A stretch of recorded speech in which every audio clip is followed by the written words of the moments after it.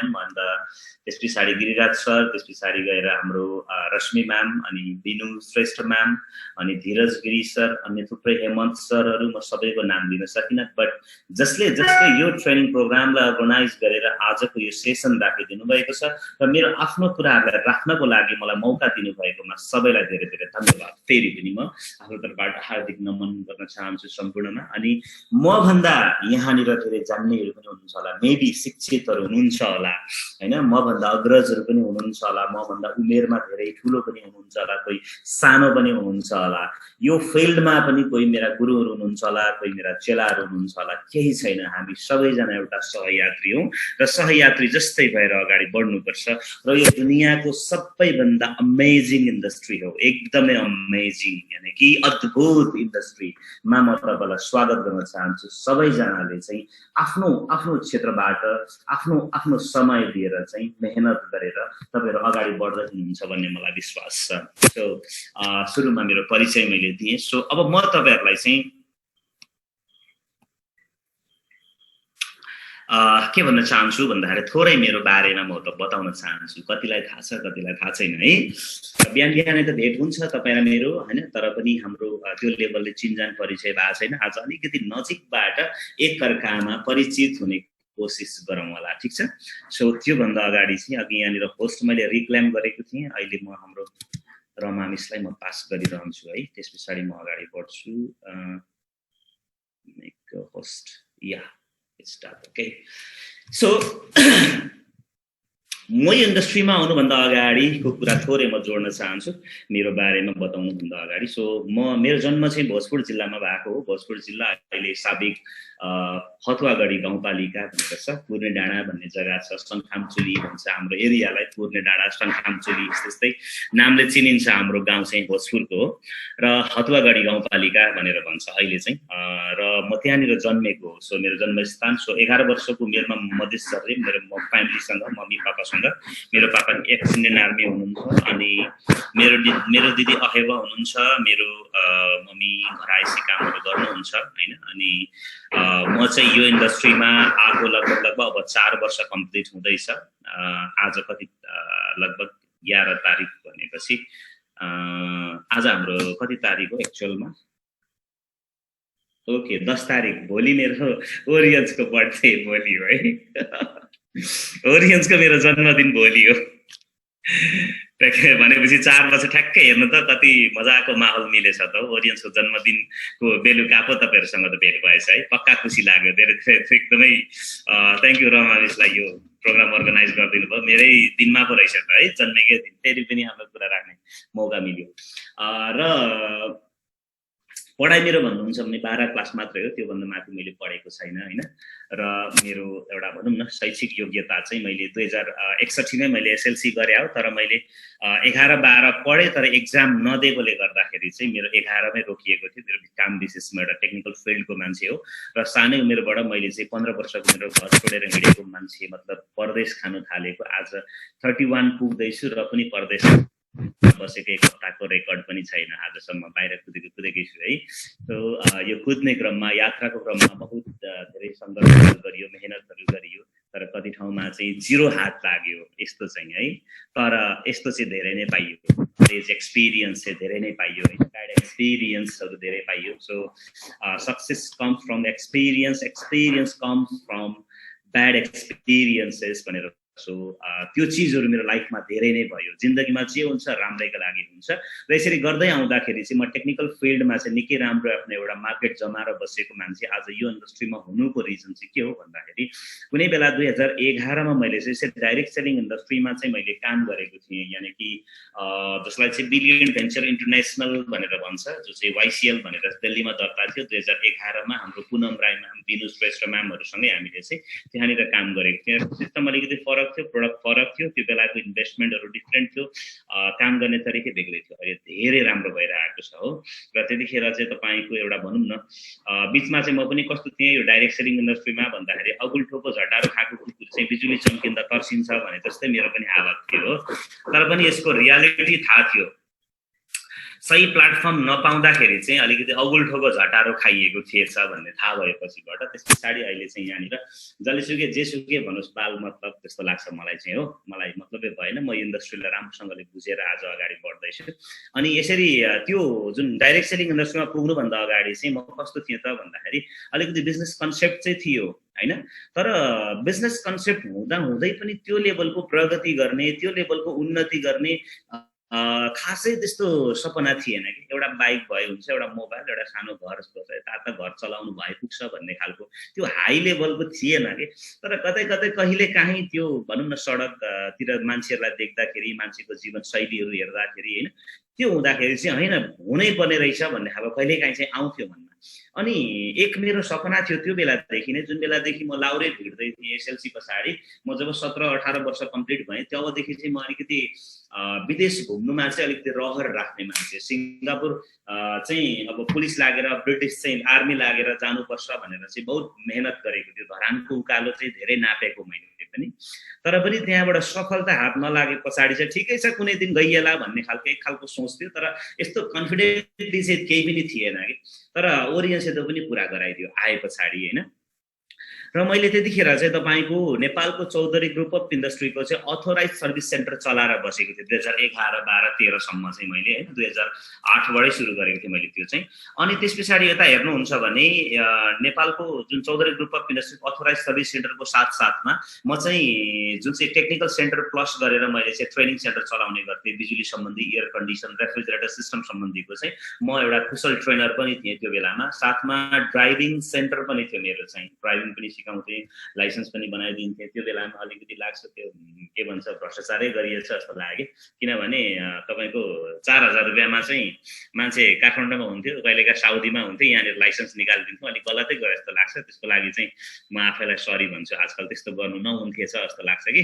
अलिकति पैसा 4000 रुपियाँमा तपाईँको, अहिले त त्यो त फेरि अपग्रेड भएछ नि त होइन। त्यतिखेर बाइकको लाइसेन्स 2000 रुपियाँमा चाहिँ हामी घरमा ल्याइदिन्थ्यो। त्यतिखेर कुनै जमानाको कुरा हो त्यो होइन। म जुन बेला चाहिँ 18-19 को थिएँ त्यो बेलाको हो।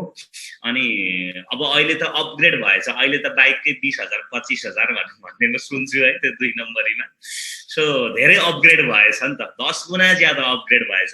गाडीको निकाल्न त झन् तपाईँको 40,000 सम्म पर्छ अरे भनेर सुन्दैछु म होइन। त्यसले गर्दाखेरि समयअनुसार अपग्रेड भएछ, मलाई त्यति थाहा भयो। तर त्यसो गर्नु नहुने रहेछ हामीले होइन।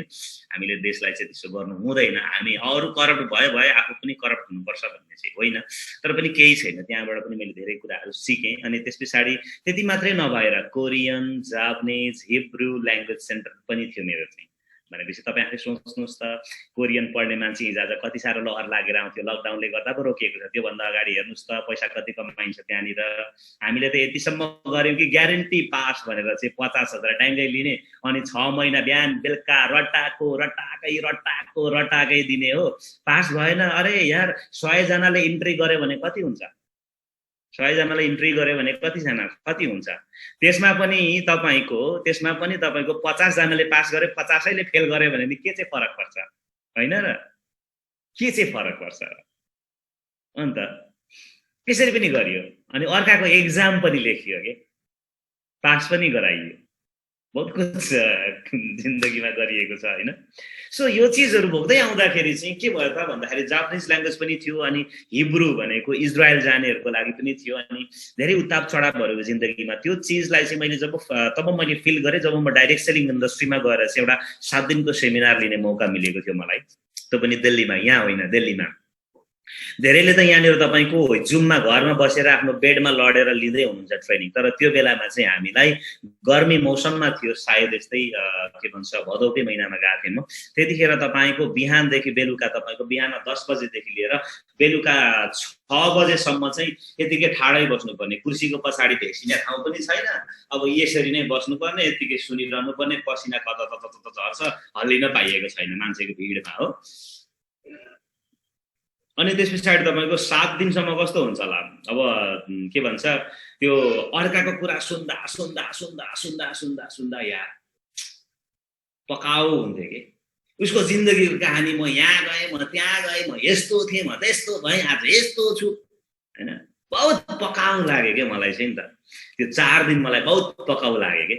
अनि कहिले त निस्केर भागौँ कि जस्तो नि भयो, तर दिल्ली जस्तो ठाउँमा छु, दिल्लीबाट अलिकति हरायो भने त त्यहाँ त सक्छ अरे भन्ने सुनेको, अन्त डरैले अब बस्नै पर्यो। अफलाइन फेरि आफ्नै छ्यामा हुनुहुन्थ्यो, मेरो छ्यामा, जो चाहिँ पिएचडीको तयारी गर्दै हुनुहुन्थ्यो, तर उहाँले चाहिँ त्यता इन्डस्ट्रीमा लागे पछाडि उहाँले पढाइ छोड्नुभयो, अहिले युकेतिर हुनुहुन्छ।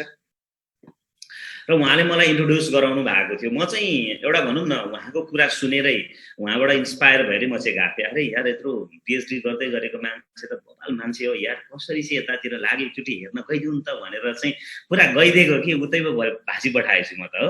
अन्त एक हप्ता के अरे 15 दिन पछाडि त फेरि क्लोजिङ लिएर पुगिराखेको म दिल्ली हो। यसरी गर्दै बिजनेस गर्दै जाँदाखेरि 2013 सम्म निकै राम्रो लेभलमा नि पुग्यो, राम्रै पनि कमाइ पनि हुँदै थियो होइन। अनि त्यहाँनिर पुगेर मेरो माइन्ड चाहिँ कहाँनिर क्लिक भयो भन्नुहुन्छ भनेदेखि, तपाईँ त कमाउनुहुन्छ होला, तपाईँ त कमाउनुहुन्छ होला, तर तपाईँ जतिकै कमाउन सक्ने चाहिँ तपाईँ कतिजनालाई बनाउनुहुन्छ भनेर प्रश्न आयो कि। अरे हो त, मेरोमा 6 जना स्टाफ छ, धेरै भनेको 15,000 भन्दा माथि स्यालेरी छैन ब्या। उनीहरूले चाहिँ म जति कमाउनलाई के गर्नुपर्छ, फेरि अगेन म जस्तै स्ट्रगल गर्नुपर्छ, उनीहरूले पनि उनीहरूलाई जस्तो मैले राखे जस्तै अरू नोकर राख्नुपर्छ, फेरि तिनीहरूको पालै आउँदैन। अनि यसो सोचे, फेरि भन्नुभयो मलाई, तपाईँ डक्टर हो? होइन। पाइलट हो? होइन। तपाईँको बाउ अरबपति हो? होइन। तपाईँको बाउ विनोद हो? होइन। मुकेश अम्बानी हो? होइन। अरे जे पनि होइन आउँछ त। इन्जिनियर हो? होइन, त्यो पनि होइन अरे। ल तसँग खानदानी सम्पत्ति छ? ला त्यो त छैन। कति पढेको छ? 12। ला अब 12 पढेको त पिउनको जागिर पाउँदैन हैन, कि त हल्लिन जानु पर्यो, पशुपतिको नि दर्शन, सिद्राको नि व्यापार भन्दै साउदी मलेसिया दुबई कतारमा गएर चाहिँ हल्लिनु पर्यो, डुकुलन्ठाङ अर्काको नोकर बन्नु पर्यो। अरे हैन, मलाई चाहिँ अप्सन छैन त भन्ने भयो कि। तर उहाँहरूले फेरि भन्नुभयो, होइन तपाईँ नपढेकै किन नहोस्, औँठा छापै किन नहोस्, तपाईँको लागि अपर्च्युनिटी छ भन्ने कि। किनभने तपाईँ पढ्नु जान्दैन, पढ्नु जान्ने मान्छे 2 जना भए काफी भन्ने त्यहाँनिर राम्रो। 2-4 जना तपाईँसँग पढ्नु जान्ने भयो भने भइहाल्यो त। हिन्दी बोल्नु आउँदैन, 2-4 जना हिन्दी बोल्ने भयो भइगयो त हैन। तपाईँ जस्तो बोल्नु जान्दैन, तपाईँ बोल्नु जान्दैन, अरे के टेन्सन छ, 2-4 जना बोल्ने मान्छे ल्याउला न। ट्याउ ट्याउ ट्याउ गर्ने मान्छे गाउँघरमा भेटिँदैन र? भेटिन्छ नि। आफ्नो कुरा सुनाउनु पाउँदा छाती फुलाएर कुरा सेयर गर्ने मान्छे भेटिँदैन र? भेटिन्छ नि। यही कतिजना हुनुहुन्छ, तर हो त्यस्तै मान्छे चाहिँ काम लाग्छ नि फेरि है। अनि त्यसो भएदेखि त हुने रहेछ अरे भन्ने भयो, मलाई चाहिँ लाग्यो कि यस हुने रहेछ। अन्त 12 पढेको केटा, त्यो पनि कलेज नगएको मान्छे, घरमै पढेर चाहिँ स्टडी गरेको, सेल्फ स्टडी गरेर चाहिँ पास गरेको, त्यो त धेरै अगाडिको कुरा भयो।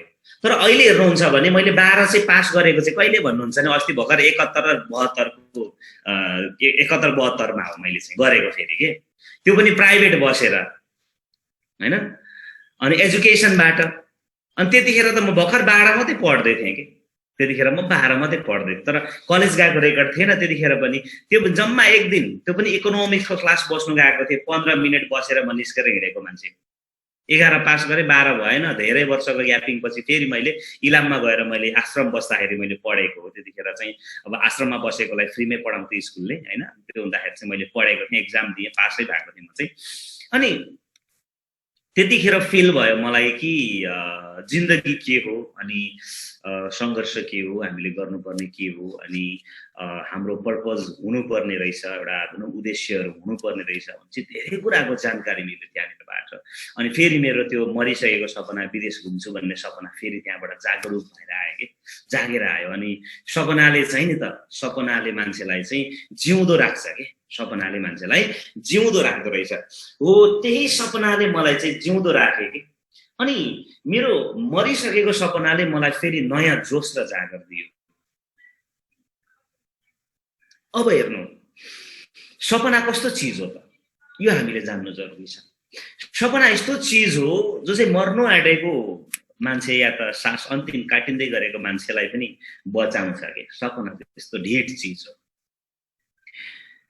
हामीले विचार गरौँ, हाम्रो गाउँघरमा या त छिमेकमा या त कसैको आफ्नै घरमा पनि हुन सक्छ विदेशमा छोरा नातिहरू हुन्छन्, घरमा बाउ आमाहरू चाहिँ बिमारी हुन्छन् अनि उहाँहरूको अन्तिम सासमा पनि आफ्नो छोराको नाम लिइराखेको हुन्छ, या त उहाँहरूको बैतडी गरिसके पश्चात पनि उहाँहरूको सास गइराखेको हुँदैन। यसको मतलब सास गइहालोस् भनेको पनि होइन, मैले अन्यथा नलिनु होला, इक्जाम्पल मात्रै दिनु खोजेँ। अब जब छोरालाई बोलाइन्छ या त उहाँलाई कसले देख्नु मन लागेको छ उहाँलाई बोलाइन्छ अनि उहाँ टुप्लुकै आइपुग्नु, फुस्सै सास जानु, जो लाग्थ्यो कि तपाईलाई अगाडि नै बितिसक्नु पर्ने अवस्था मान्छे हो, तर जसलाई उहाँले खोजिरहेको छ आइपुग्ने बित्तिकै फुत्तै सास जानु के हो? उहाँको फल्ना व्यक्तिसँग भेट्ने अन्तिम सपना थियो। सपना थियो कि त्यही भएर यदि त्यो सपना थिएन भने फुस्सै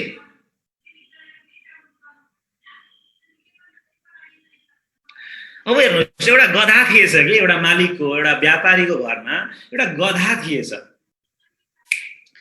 त्यो मालिकको एउटा सुन्दर छोरी रहेछ अनि त्यो गधा चाहिँ एकदम मेहनतको साथमा चाहिँ आफ्नो मालिकको कुटाई खाइ भयो भने पुरा काम गरिरहेको रहेछ कि।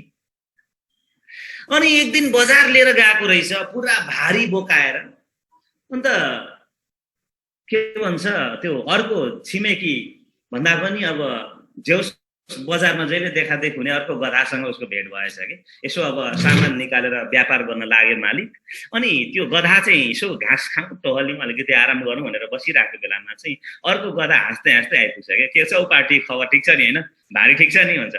गधालाई त भारी कम हुन्छ भन्छ नि त होइन, भारी ठिक छ नि भन्छ। ए आनन्द छ मलाई त मजा छ भनेर भन्छ अरे कि। अन्त त्यो गधाले चाहिँ त्यो जो दोस्रो गधा थियो, दोस्रो गधाले चाहिँ उसलाई सोध्छ कस्तो चल्दैछ हौ जिन्दगी? राम्रो छ हैन, राम्रो छ मेरो त, ठिकै छ, म त बहुत एक्साइटेड छु नि साथी, म त जति भारी बोके नि बोकिदिन्छु नि म त भनेर चाहिँ त्यो पहिलो गधाले भन्दै रहेछ। दोस्रो गधाले चाहिँ होइन यार मेरो त जिन्दगी झन्डुबाम भइसक्यो, गाह्रो भइसक्यो, अब त उमेरले नि डाँडा काटिसक्यो यार, अब त गाह्रो भइसक्यो, भागिदिउँ जस्तो लाग्छ। पहिलो गधाले भन्छ कहाँ लाग्नु यार, म त एकदमै एक्साइटेड छु यार, आम एक्साइटेड, म त मजा लागिरहेछ, म त मेरो मालिकको सबै कुरा सुन्छु भनेर भन्छ क्या। मेरो मालिकले नि कहिले काहीँ हिर्काउँछ तर पनि मजा आउँछ मलाई चाहिँ, जोस् मालिकहरूसँग बस्नु मजा लागिरहेछ भने म त जाँदिनँ यहीँ मर्छु बरु भन्छ कि। किन हौ त्यति साह्रो भनेर भन्छ कि। होइन क्या, त्यो मेरो मालिकले नि त्यो उसको छोरीलाई नि, छोरी राम्रै छ कि, हो त्यो छोरी चाहिँ एसएलसी फेल भयो भनेदेखि तल यही गधासँग बिहे गरिदिन्छु भनेर भने आछ, एसएलसी फेल हुन्छ कि भने आशमा छु नि म त यसपालि भनेर भन्छ क्या उसले चाहिँ होइन। सपना हेर्नुहोस् त, सो सपना के बहुत खुङ्खार चिज हो है। त्यो गधालाई पनि हेर्नुहोस् त, सपना भन्ने चिज त्यस्तो हो। र म आजकल थाहा छ म सपनाको खेती गर्ने मान्छे, सपनाको बारीमा हल चलाउने मान्छे, बुझ्नुभयो नि? म भनेको सपनाको खेती गर्ने मान्छे, म सपनाको खेतमा हलो चलाउने मान्छे, म र त्यो सपना देख्ने मान्छे म। र म यो सपनालाई चाहिँ तुइनो दिदिनँ क्या, म तुइनो दिदिनँ। किन? यो मेरो सपना हो, यो तपाईको सपना हो, यो मेरो युवाहरूको सपना हो, अनि आउने पिँढीको मेरो सपना हो।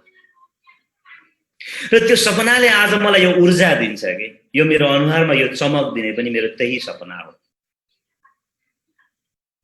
म आज जुन लेभलले यहाँनिर काम गरिरहेको छु त्यसको टोटल श्रेय मेरो सपनालाई जान्छ र मेरो सपनालाई म साह्रै माया गर्छु र मेरो सपना बिना म बाँच्नु पनि सक्दिनँ। र यति धेरै माया लाग्छ मलाई मेरो सपनाको, मेरो ज्यानसम्म पनि दिन सक्छु मेरो सपनाको लागि। म उसलाई एकदमै माया गर्छु। फेरि पल्ला गरे काकाको छोरीको कुरा गरेको होइन। फेरि सोच्नु होला सम्राट सरको फेरि लप परेछ भनेर, सरी होइन, मेरो लप परेको छ सपनासँग, त्यो मेरो सपना हो। बुझ्नुभयो नि? सपना त्यस्तो चिज हो र त्यो सपनाको लागि म त्यो काम गर्नको लागि तयार छु। जहाँ मेरो ज्यान पनि जान सक्छ भने पनि म मेरो सपनालाई माया गर्छु। म आफ्नो सपना प्रतिको म समर्पणलाई मैले बुझेको छु।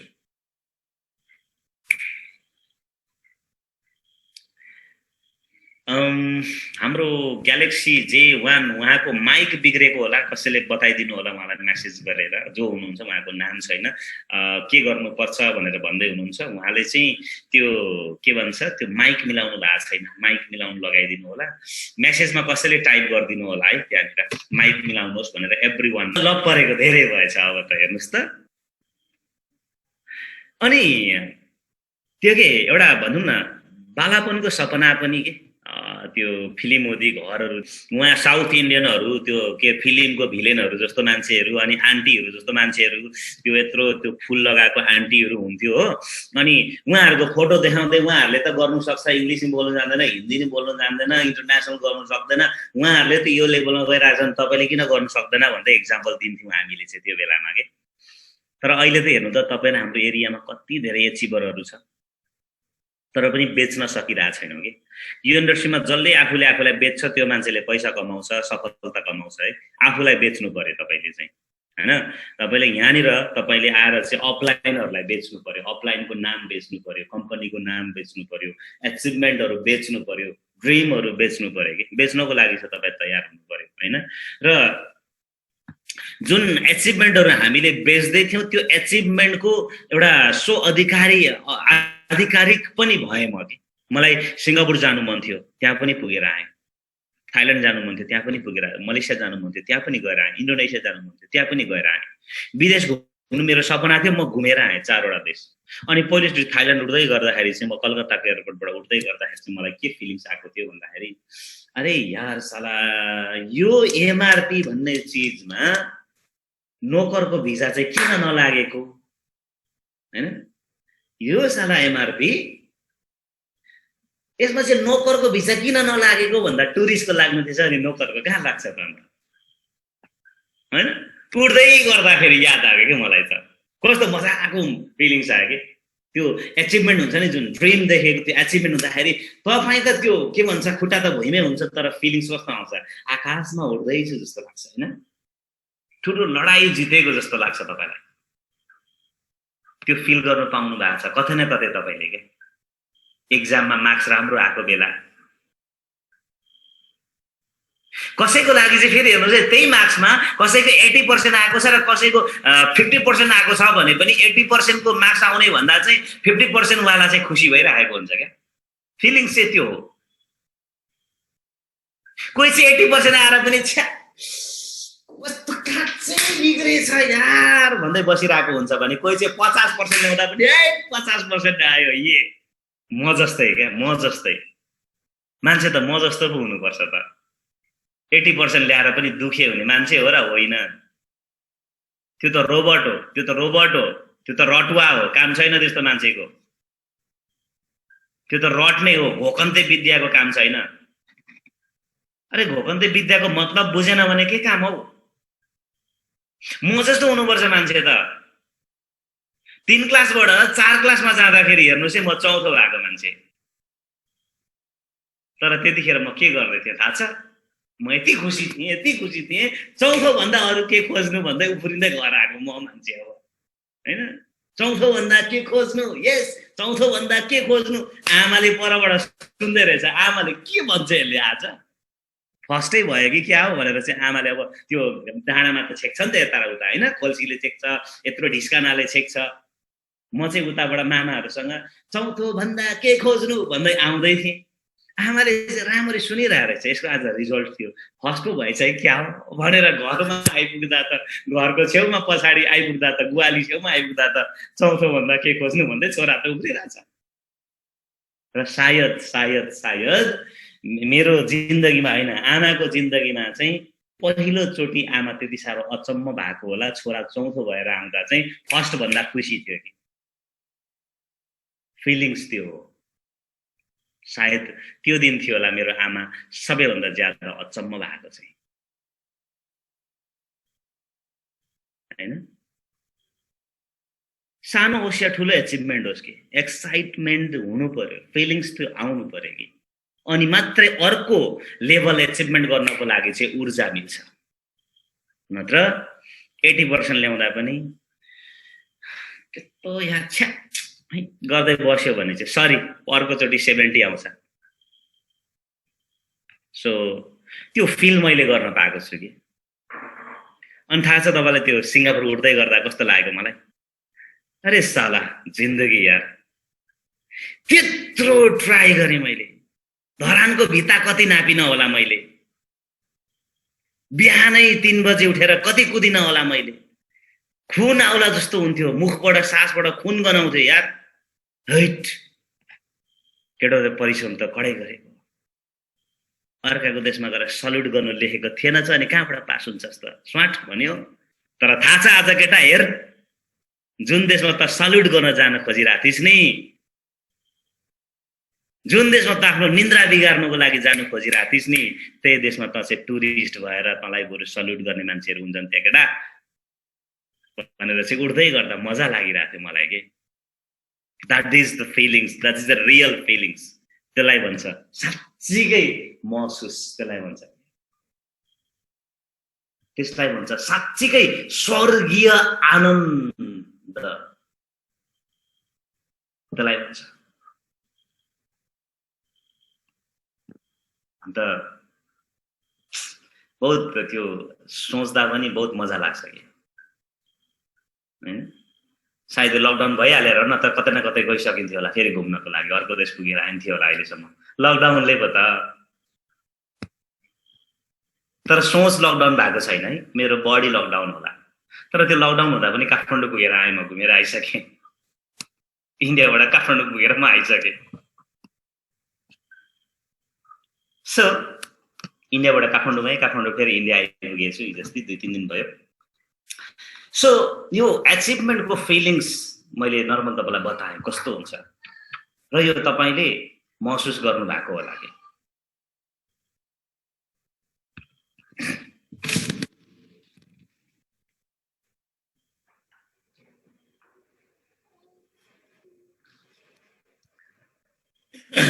अनि यो जुन एउटा भनौँ न भन्दाखेरि भने जस्तो हुन्छ, तर महसुस गर्दाखेरि चाहिँ साँच्चीकै गरे जस्तो हुन्छ। र थाहा छ तपाईँलाई त्यो एचिभमेन्टहरू भोलिको दिनमा तपाईँले पनि गर्नेवाला छ कि हो। त्यसको लागि तपाईँले आजैदेखि आफूलाई लकडाउनदेखि बाहिर लिएर आउनु पर्यो कि, आफ्नो सोचलाई बाहिर लिएर आउनु पर्यो कि, अनि मात्रै हुन्छ, नत्र हुँदैन। आज तपाईँ हामी घरमा स्टक छौँ, के भएर?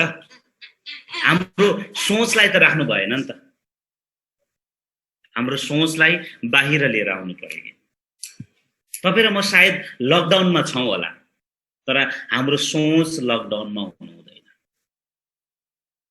कतिजना आज घरमा लकडाउनको पिरियड छ, ल त लकडाउन खुलेपछि गरौँला भनेर तपाईँलाई लाग्छ होला, तर तपाईँले यदि त्यो सोचेर त्यसरी गर्न थाल्नुभयो भने सरी, तपाईँ धेरै लामो समयसम्म टिक्दैन कि। किनभने यो लकडाउनको पिरियडमा चाहिँ के हुन्छ भन्नुहुन्छ भनेदेखि चाहिँ लकडाउनको पिरियडमा भनेको चाहिँ तपाईँले आफूलाई एउटा भनौँ न मानसिक रूपमा लकडाउनमा राख्नुभयो भने बिस्तारै बिस्तारै तपाईँ ब्याक जाँदै जाँदै जाँदै जाँदै जाँदै तपाईँ हराउँछ कि।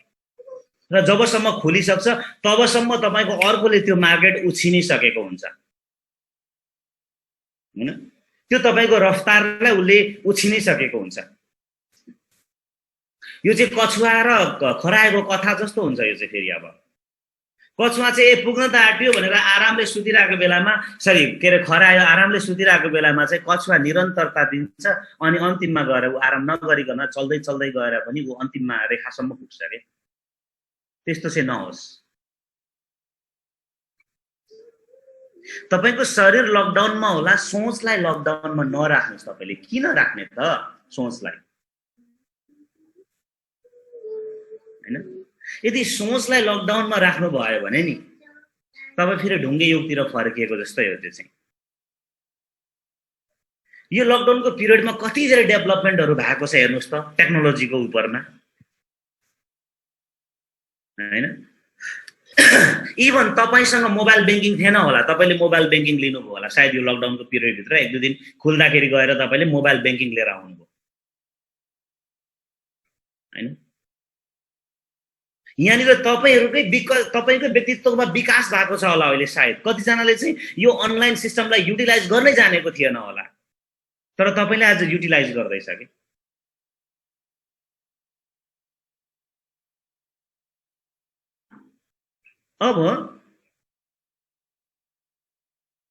अबको दिनमा हेर्नुहुन्छ भने यो लकडाउन अहिले नै खुल्छ भन्ने म पनि भन्न सक्दिनँ तपाईँले पनि भन्न सक्दैन र अर्को कुनै व्यक्तिले पनि भन्न सक्दैन अब फल्ना दिनबाट चाहिँ पुरा खुल्ने अरे खोइ त खुल्यो खुले जस्तो भयो फेरि बन्द भयो अनि यो लकडाउनको पिरियडमा हामीलाई के समस्या आयो सागसब्जी खानुमा समस्या आयो पैसा नहुनेले गुन्द्रुकै खाएर बस्यो होला पैसा हुनेले पनि खानु पाएनन् यहाँनिर सागसब्जीहरू सायद कतिले त जागिर खानेको जागिरै टुट्यो धेरै डिपार्टमेन्ट स्टोरतिरको गोर्खा डिपार्टमेन्ट स्टोरले चाहिँ स्यालेरी दिँदैछु भनेर भन्दै थियो अरे अहिलेसम्म दिँदैछ कि छैन सोध्नु मन लागेको छ मलाई सबैलाई दिँदैछ कि छैन अहिलेसम्म सोध्नु मन लागेको छ मलाई हामीलाई केही असर परेको छैन भन्दै इन्टरभ्यू आएको थियो अस्ति 3 महिना अगाडि सायद त्यतिखेरसम्म त थाम्दै थियो होला बुढो मान्छेले तर अब 2-3 महिना भएर थाम्नु सक्छ होला त 25% लाई पनि थाम्नु गाह्रो हुन्छ होला अनि अब त्यहाँनिरको सामानको कतिको डेट एक्सपायर हुन सक्ला बिस्तारै घाटै लाग्छ त्यो माथि ड्राइभिङ गरेर खानेहरूको जनजीवन प्रभावित छ दिनै पछि मजदुरी ज्याला मजदुरी गरेर खानेको जिन्दगी प्रभावित छ शहर बजारमा बसेका व्यक्तिहरूको जिन्दगीमा प्रभावित पर्या छ गाउँ घरकोलाई बरु ठिक छ के सुती खेती गरी खायो त्यो बरु ठिक छ उहाँहरूको धेरै आसान छ उहाँहरूलाई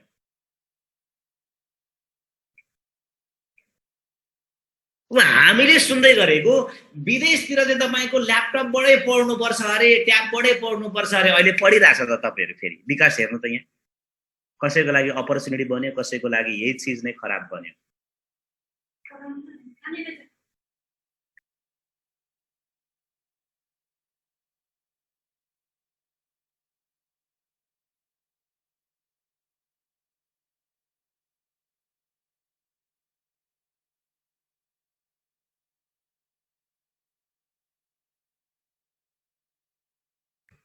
ओके सो अब हेर्नुस् है अब तपाई र हाम्रो यो लकडाउनको पिरियडमा धेरैको लागि तपाईको एउटा भनौं न अपर्च्युनिटी भयो भने धेरैको लागि यही समय चाहिँ एउटा विषाक्त समय भइदियो के काठमाडौँमा देख्नुभयो होला तपाईले भिडियोमा फेसबुकमा युट्युबमा देख्नुभयो होला कति जनाको तपाईको बाटो रोडमा बसेर चाहिँ तपाईको पानीको यो परिरहेछ आफ्नो त्यो के भन्छ टोपी लगाएर चाहिँ बसेर खानामा पानी भिज्दै छ झर्दै छ त्यही खाना खाइरहेको छ यस्तो भिडियोहरु पनि देख्नुभयो होला कति जना रोडमा सुतिरहेको देख्नुभयो होला घर जाँदा जाँदै कति जना बिजोग भएको बाटो हुँदै देख्नुभयो होला यो समय आयो न त मैले लेखेको न त तपाईले लेखेको कोरोना आउँदैछ भनेर न त फोन गर्यो हामीलाई न त मेसेज नै गर्यो तर आयो बिन बुलाए मेहमान त्यो पनि अदृश्य दुश्मन जब जब तपाईको दुश्मन अदृश्य हुन्छ तब तब तपाई घर भित्रै बसेको राम्रो बसी पनि राछन् तर तपाई त भित्र बस्नु भयो तर तपाईको सोच पनि भित्र राख्नु भयो भने एक दिन गुम्सिएर मान्छेहरु आत्महत्या गर्न बेर लाउँदैन के त्यही भएर सोचलाई चाहिँ खुला गर्नु पर्यो के हुन सक्छ के लकडाउनको पिरियडमा कतिले गुमायो कतिले कमायो लकडाउनको पिरियड आएपछि मान्छेले एउटा मार्केट देख्यो मास्क र सेनिटाइजरको लोकल बनाएर कतिले बेचेर पैसा कमायो होला त एकचोटी सेनिटाइजरको मार्केटमा सर्टेज थिएन मास्कको सर्टेज थियो एउटा मास्क 10 रुपैयाँ पर्ने मास्कले 50 रुपैयाँ सम्म लिइदै थियो मार्केटमा तपाईलाई थाहै छ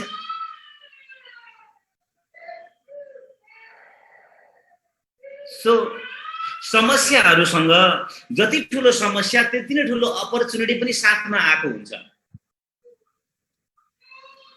हैन एउटा अकबर र बीरबल भन्नेको कथा म फेरि पनि सुनाउँछु के चिन्न सके त्यो अपर्च्युनिटी हो, चिन्न नसके त्यो सक्यो, दुर्गति हो। के भएछ एकचोटि भन्नुहुन्छ भनेदेखि अकबर बीरबललाई लिएर अनि हाम्रो सेनाहरूलाई लिएर चाहिँ कतै जाने सल्लाह गरिरहेका छन्, शिकारमा जाने। त्यो जानुभन्दा अगाडि के भएछ भन्नुहुन्छ भने आफ्नो राजमहलमा आफ्नो छोरा अकबरको छोरा चाहिँ तरवारबाजी प्र्याक्टिस गर्दै गर्दा एकजना जो त्यहाँनिरको सुसारेसँग यानि कि सिपाहीसँगै प्र्याक्टिस गर्दै गर्दाखेरि चाहिँ तपाईको मिस्टेकली त्यो मान्छे मरेछ के। कस्तो अनर्थ भयो, कस्तो नराम्रो भयो, आफ्नै सेना मारी पठायो भनेर चाहिँ पुरा दुखी रहेछ के अकबर। तर बीरबलले भनेछ महाराज जे हुन्छ राम्रैका लागि हुन्छ, चिन्ता नगर्नुहोस् भनेर चाहिँ उसले भन्छ के। अन्त ठिकै छ भनेर चाहिँ फेरि उनीहरू चाहिँ भोलि शिकारमा जानुपर्ने जान्छन्। शिकारमा जाँदै गर्दा थाहा हुन्छ कि त्यो मर्ने मान्छे जो थियो त्यो मान्छे चाहिँ अर्कै राज्यको दुश्मन राज्यको चाहिँ गुप्तचर रहेछ। तर छोराले त्यो भनेर मारेको होइन कि, इन्सिडेन्टली मर्यो।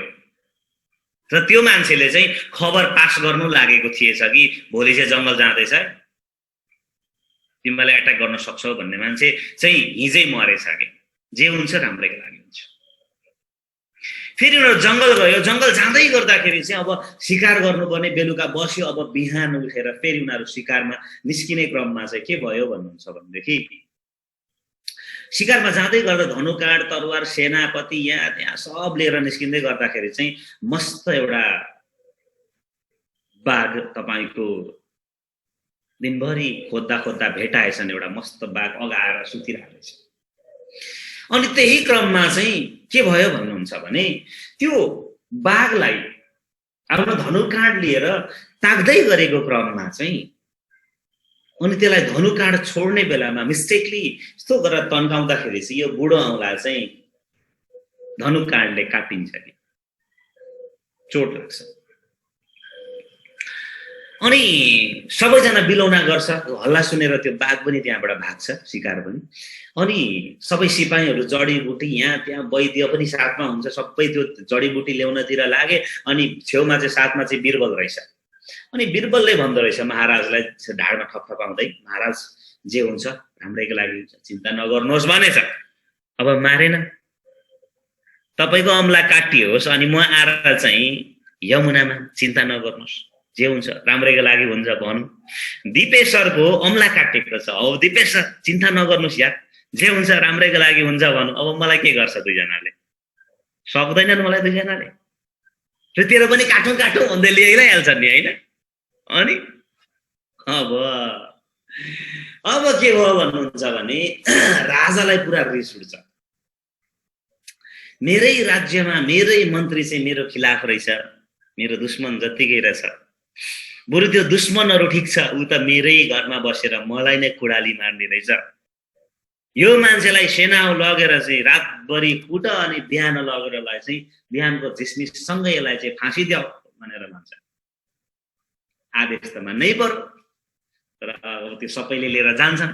राजा चाहिँ ढिट एउटा शिकार गरेर जाने नै हो भन्छ। बेलुका भइसकेको हुन्छ। अनि घाँस चरेर घर फर्किँदै गरेको, आफ्नो झुन्डसँग फर्किँदै गरेको 12 सिङे जरायोसँग भेट हुन्छ उसको।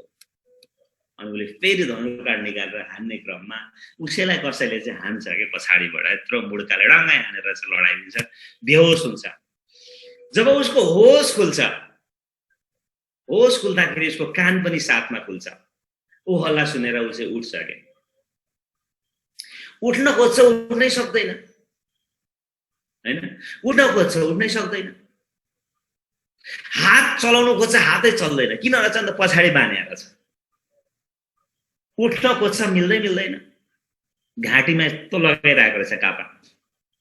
अनि आफूलाई यसो हेरेर कान खोलेर सुनेको, चनाखो भएर सुनेको, तलतिर तपाईँको एउटा त्यो भन्ने जग्गामा चाहिँ, खाली जग्गामा चाहिँ बिचमा आगो बालेर वरिपरि मान्छे बसेर हि हो ह गर्दै पुरा डान्स गरिरहेछ क्या त्यो जङ्गली मान्छेहरू चाहिँ है।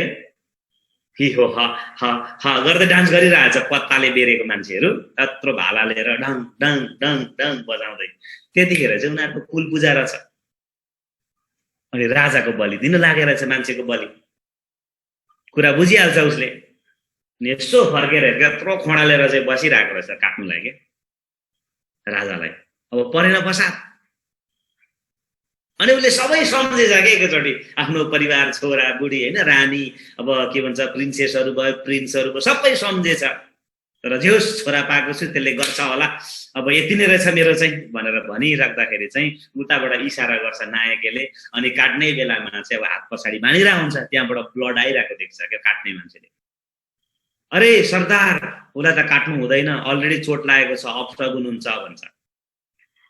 अरे औँला काटेको त ठिकै भएछ, नत्र त घाँटी काटिदियो। बिरबलले भनेको सही रहेछ, अरे अरे अरे अरे अरे छोड्देऊ भन्छ उसलाई। छोडे पश्चात ऊ धुरु धुरु रुँदै आफ्नो घोडा लिएर टाप दिन्छ। बिहान हुन आँटेको हुन्छ। अब किन बिरबलले के भनेको थियो, महाराज जे हुन्छ राम्रैको लागि हुन्छ। त्यही औँला काटिँदाखेरि चाहिँ उसको घाँटी काटिएन।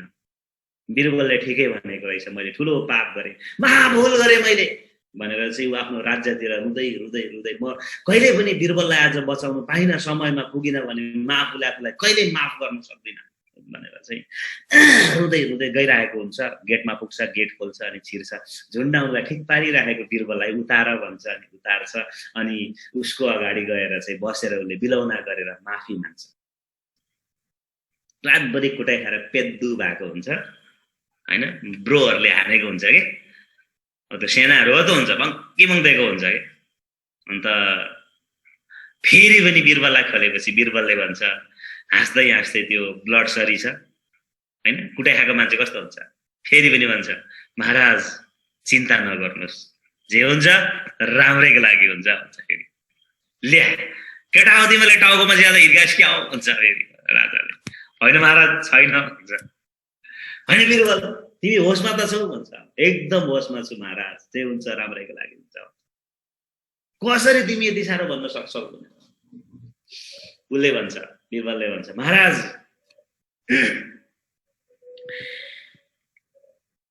त्यो अमला तपाईको पो काटिएको थियो त,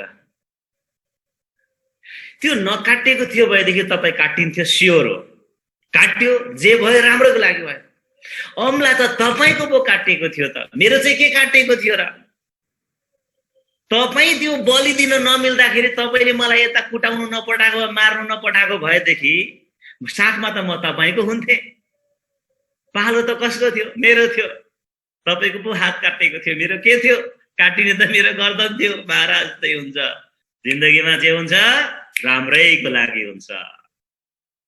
सो डोन्ट वरी, जिन्दगीमा जे हुन्छ राम्रैको लागि हुन्छ। यो हो कथाको तात्पर्य पनि बुझ्नु होला। समस्याहरू आउँछन् लाइफमा, प्रब्लम्सहरू आउँछन् र त्यो सँगसँगै अपर्च्युनिटी पनि आउँछ। अपर्च्युनिटी पनि आउँछ। त्यसमा दुखी भएर सुत्ने होइन, दुखी भएर बस्ने होइन, डिप्रेसनमा जाने होइन, अपर्च्युनिटीहरू खोज्नु पर्यो हैन। तपाईले चाहनु पर्यो के, र मोरल अफ द स्टोरीलाई तपाईले बुझ्नु पर्यो। सो मेरो जिन्दगीमा पनि जे भयो राम्रैको लागि भयो, बबाल दामी दामी भयो। अरे यार त्यो एजेन्टले मेरो पैसा नखाइदिएको भए यतिखेर भाडा नाच्दै गरेको हुन्थे। अरे यार गर्दै नाचिरहेको हुन्थे। राम्रो सर्भिस दिएर त्यो होटलमा त जाने हो गएको भए, राम्रो सर्भिस दिएर चाहिँ कसैले $5 भए पनि टिप्स दिन्छ कि भनेर, yes sir, yes ma'am, yes ma'am, how may I help you भन्दै बसिरहेको हुन्थ्यो होला, कि त गेटमा सल्युट हान्दै बसिरहेको हुन्थ्यो होला।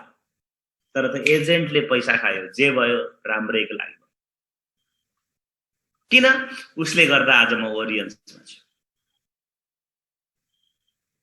र आज म खुसी छु, मेरो सपना मैले पाउन सकेको छु। धेरै त के भन्नु तपाईलाई, सबैजना बुझ्ने हुनुहुन्छ, जान्ने हुनुहुन्छ। बहुत मजा आइरहेछ जिन्दगी जिउन मलाई, उतार चढावहरू धेरै छन् र जे हुन्छ राम्रैको लागि हुन्छ, नबिर्सनुस् है।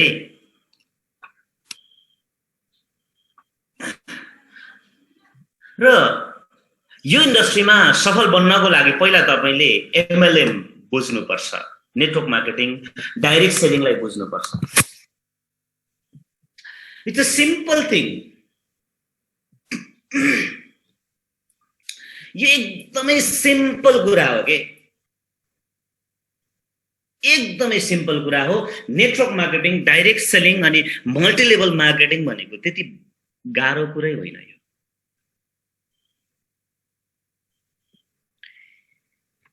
बुबा र आमाको नेटवर्क ठीक नभएको भए तपाईको जन्म हुँदैन थियो। नेटवर्क भनेको के हो? सम्बन्ध। बुझ्नुभयो नि? सम्बन्ध। सम्बन्ध राम्रो भएन भने घाटा लाग्नेवाला छ, तपाईको जन्मै हुन्थेन पहिलो कुरा। धन्यवाद दिनुस् त्यो नेटवर्कलाई, त्यो सम्बन्धलाई। र कुनै दिन बुवा र आमालाई सँगै राखेर धन्यवाद दिनुस्। कचाकुचुक बाजी बस्छन् भने पनि तपाईहरुको सम्बन्धको कारणले मेरो जन्म भयो र त्यही सम्बन्धको परिणाम हो। म जिन्दगीमा के गर्न चाहन्छु, तपाईहरुको आशीर्वाद चाहिन्छ भनेर भन्नुस् त। बाबामा रोएन भने अनि मलाई भन्नु, हैन?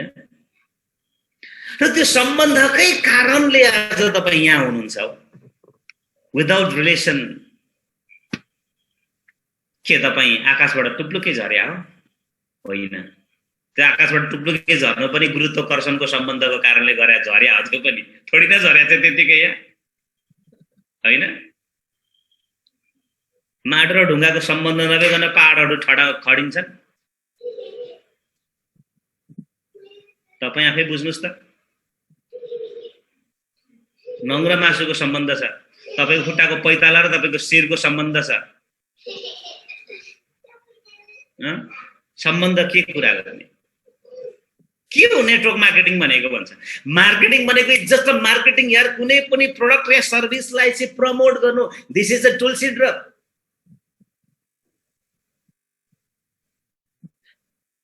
यो तपाईको श्वास प्रश्वास प्रणालीको लागि एकदमै राम्रो प्रोडक्ट हो।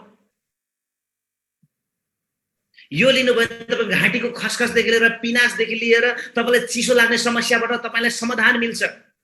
यसले तपाईलाई एन्टिअक्सिडेन्ट प्रपर्टी दिन्छ, एन्टी क्यान्सर प्रोडक्ट हो यो, एन्टी एजिङ प्रोडक्ट हो यो। तुलसी 5 वटा तुलसीबाट तयार गरिएको प्रोडक्ट हो यो। एकदमै साइन्टिफिकली न्यूट्रास्युटिकल प्रोडक्ट हो यो चाहिँ। तपाईले पिउने हरेक ग्लास पानीमा चाहिँ 2-3 थोपा तपाईले मिक्स गरेर पिउनु भयो भने यसले पानीलाई एकदमै शुद्धता बनाउनुको साथसाथमा तपाईको बडीलाई चाहिने न्यूट्रिसनल भ्यालु पनि प्रोभाइड गर्छ। This is a marketing. But network, मैले चाहिँ अब दिपेश सरलाई बेच्ने थाले। ओ दिपेश भाइ के हो? खाने कि नखाने हो? खाने कि नखाने? घाँटीको माया छ कि छैन? घाँटीको माया छ कि छैन? तुसिरहेको भनेको होइन, खानुपर्छ यो। खाने कि नखाने? अब खानुहुन्छ होला त दिपेश सरले। त्यही खोसेर मलाई त्यसैले टाउको टुटुल उठ्ने गरी दिएर केट्छ, हैन? That is true.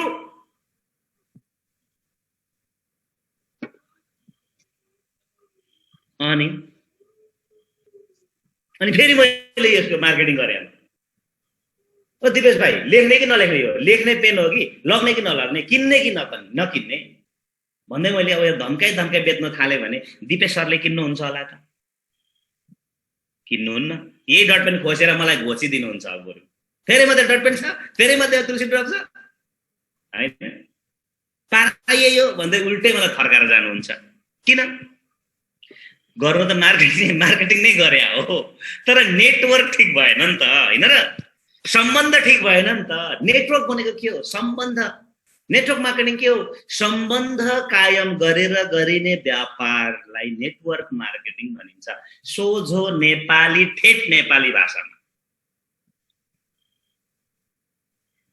तर मान्छेले के बुझ्छ नेटवर्क अरे नेट अब छुटाइदिन्छ त्यसलाई अब नेट जाली वर्क काम जाली काम अरे बाफ रे what a beautiful है त्यो होइन जाली काम होइन यो नेटवर्क भनेको सञ्जाल नेटवर्क भनेको जाली काम होइन सञ्जाल तपाई जुनसुकै क्षेत्रमा जानुस् जुनसुकै फिल्डमा जानुस् तपाईको सम्बन्ध राम्रो थिएन तपाईको नेटवर्क कनेक्सन राम्रो थिएन भने तपाईले कुनै पनि ठाउँमा प्रगति गर्न सक्दैन इभन जागिरमा पनि त्यही भएर तपाईको सम्बन्धहरू राम्रो हुनुपर्छ so network is a very powerful thing त्यही नेटवर्कको एउटा परिणाम हो तपाई र म चाहिँ तपाई मेरो जन्ममा नेटवर्कको ठूलो हात छ सानो होइन एकदमै ठूलो हात छ र मुख्य हात नै सम्बन्धको छ हो त्यही सम्बन्धलाई नै हामीले बुझ्नु जरुरी छ के सो यो काम पनि सम्बन्ध कायम गरेर गरिने काम हो यो चाहिँ है डाइरेक्ट सेलिङ के हो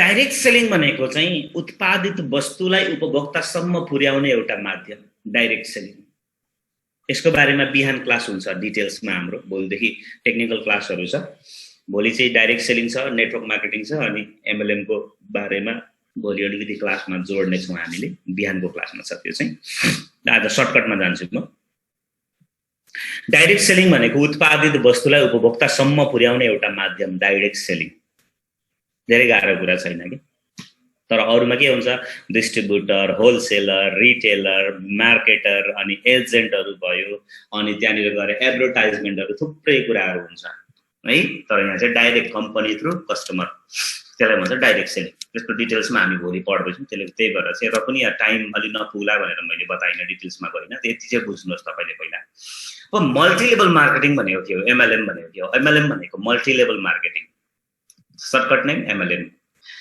एमएलएम भनेको चाहिँ मल्टी लेभल मार्केटिङ भन्ने बित्तिकै के जान्छ भन्दा मार्केटिङ भनेको त बुझिहाल्नुहुन्छ तर मल्टी लेभल भनेको चाहिँ इन्फिनिटी डिस्ट्रिब्युटर सिस्टम भनेको तपाईको अन्डरमा तपाईको थ्रुबाट इन्फिनिटी कहिले पनि नसकिने डिस्ट्रिब्युटरहरु बनिनु अनि त्यो डिस्ट्रिब्युटरहरुबाट केही न केही पर्सेन्टेज 0.05% पनि तपाईको एकाउन्टमा जोडिनु भनेको चाहिँ मल्टी लेभल मार्केटिङ हो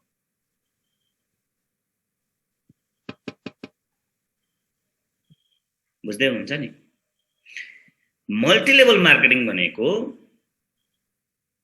दुई वा दुई भन्दा बढी या इन्फिनिटी कहिले पनि नसकिने डिस्ट्रिब्युटर सिस्टम द्वारा तपाईलाई यदि केही न केही पर्सेन्टेज तपाईलाई चाहिँ इन्कम बनिन्छ भने त्यो मल्टी लेभल मार्केटिङ त्यो पनि लाइफ टाइमको लागि एक पटकलाई हैन पटक पटकलाई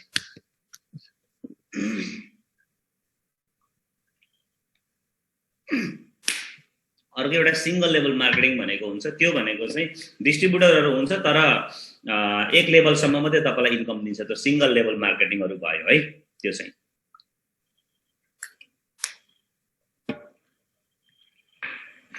so multi level marketing direct selling industry network marketing industry त्यस्तो इन्डस्ट्री हो जहाँ चाहिँ कुनै पनि कन्ट्रीको 10% लाई मात्रै गभर्नमेन्टले सेक्युरिटी दिन सक्छ यानी कि जागिरहरु दिन सक्छ भनेदेखि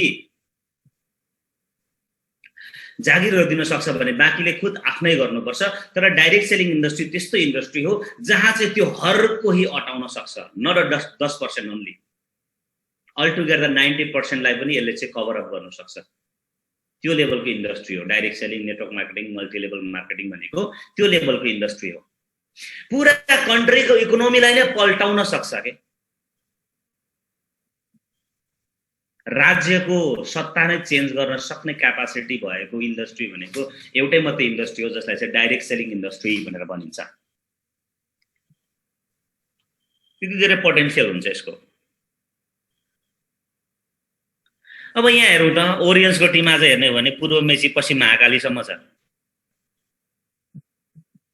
ल एउटा लाटो पाराले हेर्ने हो भने 90% ले यदि सही जग्गामा यसो गर्ने होइ भन्यो भने 90% मान्छेहरु चाहिँ उर्लिन्छ युथहरू आउँछ। बिस्तारै कभर अप गर्दै जाँदाखेरि भोलिको दिनमा जे जुन सरकार चाहियो त्यो सरकार पनि बनाउन सक्छ है भोलिको दिनमा। हामी त्यसो त नगर्ने, त्यो हामीलाई मतलब भएन। हामीलाई युथहरूसँग मतलब छ। राजनीति हामीले गरेको होइन, हामी त्यतातिर ध्यान पनि खासै दिँदैनौँ। हामी भनेको चाहिँ युथ एन्टरप्रेन्योरमा ध्यान दिन्छौँ, तर त्यो लेभलको एउटा के भन्छ क्षमता राख्छ के।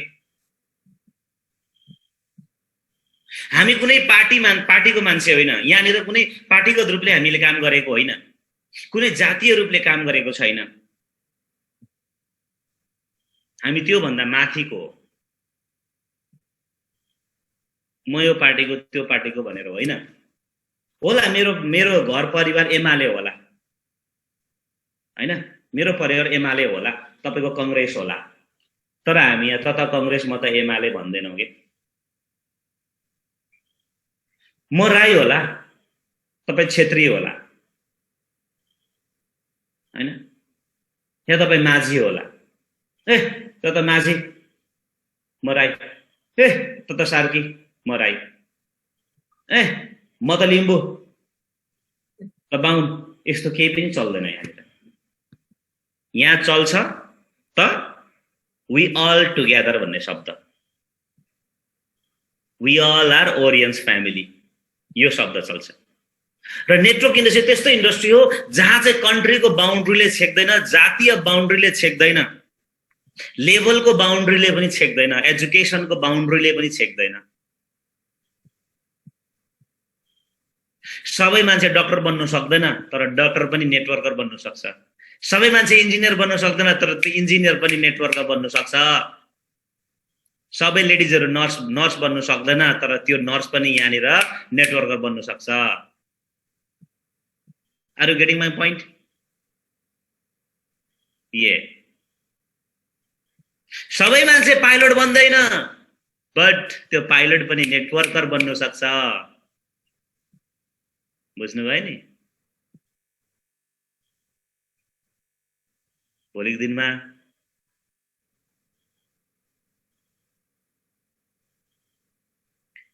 तपाई सबैजना टिचर बन्न सक्दैन, तर त्यो टिचर, हरेक टिचर नेटवर्कर बन्न सक्छ।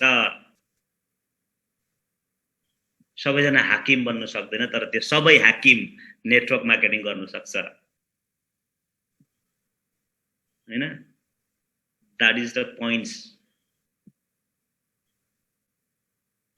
त्यो पोइन्टहरु हुन् जसले मलाई जहिले पनि मोटिभेट गर्छ। अरे यार, म यस्तो इन्डस्ट्रीमा छु जुन दुनियाँको सबैभन्दा वाउ इन्डस्ट्री हो। बुझ्नु हुँदैछ? बडो अमेजिङ इन्डस्ट्री हो यो चाहिँ है। सो यहाँनिर टिक्नको लागि के गर्नुपर्छ त? मोटिभेटेड रहनको लागि के गर्नुपर्छ त? पहिलो कुरा, आफैलाई चिन्ने कोसिस गर्नुपर्छ। Who are you? Who am I? Who I am? Who am I? Who are you? What are you? Why are you? तपाई को हो, के को लागि हो अनि किन हो? तपाई को हो, के को लागि हो, थाहा हुनुपर्छ तपाईलाई हैन? कसरी भन्ने कुरा त सिकिने कुरा हो। पहिलो कुरा तपाई को हो अनि किन। कसरी भन्ने कुरा त सिक्ने हो, सिकौँला न, केही छैन। तर पहिला तपाई आफूलाई बुझ्नु पर्यो तपाई को हो। सोझै आउँछ नि एन्सर हैन? म समराज राई हजुर, मेरो घर चाहिँ फलना ठाउँ, सक्यो त। No, that is not you. That is name. Just your name.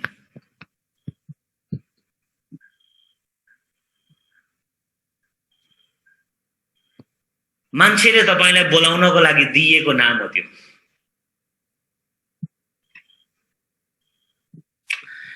एक्चुअलमा रमाको हो।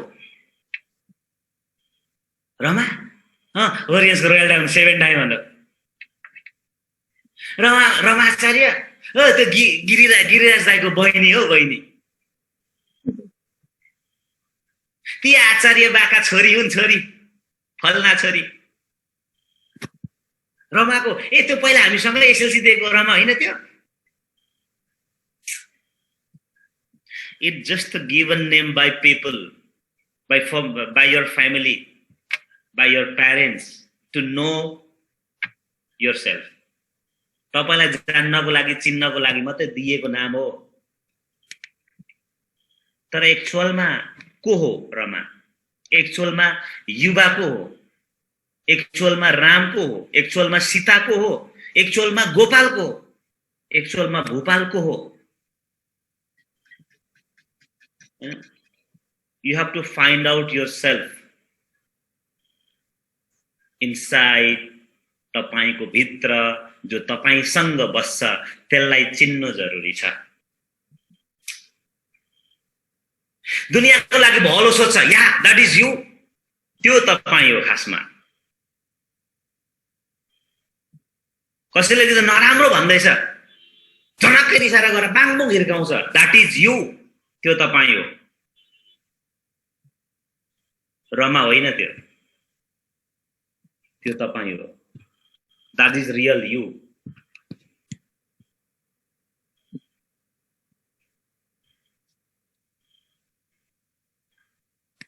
मम्मीले चाहिँ ए नानी आज खाना पका, खाना पकाए, म बाहिर मन्दिर गएँ। यमुना म्यामले नाइ म भ्याउन्न, अल्छी गर्नुभयो, that is you, त्यो तपाई हो भित्रको। तपाई त्यस्तो बन्न चाहनुहुन्छ कि हुन्छ मम्मी बनाइहाल्छु नि, आज मिठो बनाउँछु ल मम्मी, that is you।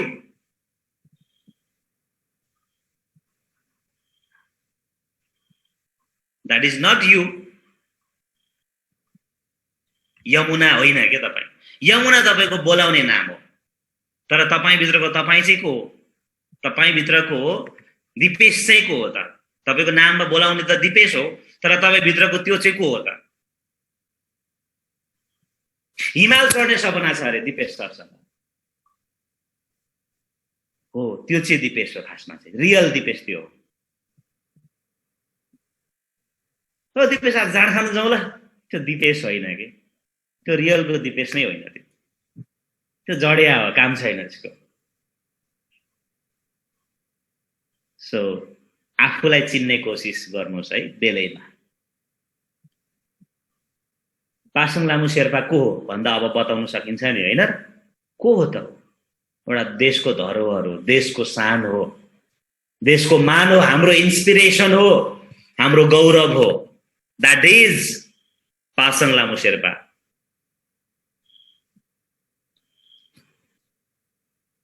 बुझ्नुभयो नि? That is पासाङ लामु शेर्पा के।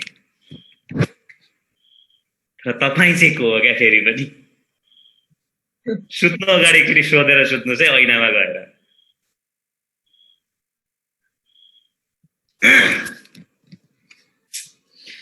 अनि किन जन्मेको चाहिँ किन हो फेरि? ख्यालमै जन्मेको हो कि हैन? ख्यालमा त जन्मेको होइन होला नि त। तपाईको जन्म संयोग हुँदै होइन, कारण हो। खोज्नुहोस्, भेट्नुहुन्छ। करोडौं कस्तुरीहरू त्यो सुगन्धको खोजीमा भौतारिरहेका हुन्छन्, अनि त्यो सुगन्ध नभेटिकन आफ्नो ज्यान गुमाउँछन्।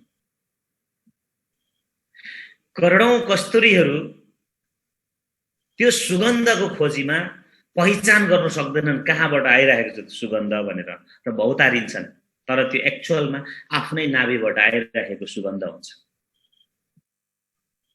र केही कस्तुरीहरू, करोडौं कस्तुरी मध्येमा केही कस्तुरीहरूले चाहिँ थाहा पाउँछन् आफैबाट